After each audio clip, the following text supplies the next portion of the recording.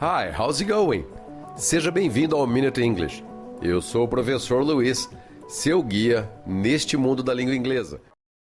How to use garage tools. Hey Mike, I see you've got everything ready here. Are you sure you know how to use all these tools?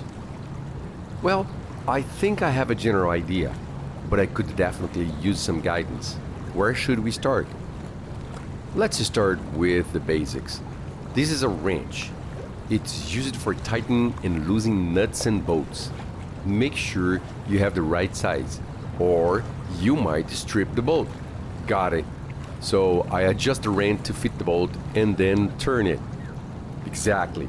Now, this one here is a socket wrench.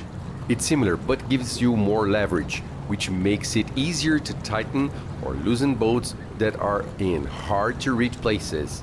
You can swap out the sockets for different sizes. That sounds useful. What about this tool? It looks like a screwdriver but with a different tip. That's a Torx screwdriver. It's designed for screws with a star-shaped pattern on the head. You need this if you're working on certain parts of the car, especially electronics. Oh, I see. And what's this big tool over here? That's a jack.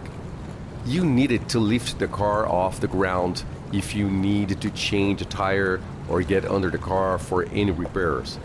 Always make sure to use jack stands for safety once the car is lifted. Good to know. And what about this one? It looks like a regular hammer, but it has a flat metal face. That's a mallet. It's used to deliver a softer blow, especially when you're working with metal and don't want to damage the surface. Alright, I think I'm getting the hang of this. So, the key is to use the right tool for the job, right? Exactly.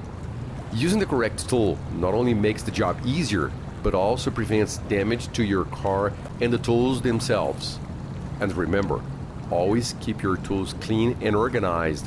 It saves time and extends their life. Thanks for the tips, John. I feel a lot more confident now. Anytime, Mike. Let's get started on that car. Thanks for watching. Give this video a thumbs up and subscribe for more stories. See you next time.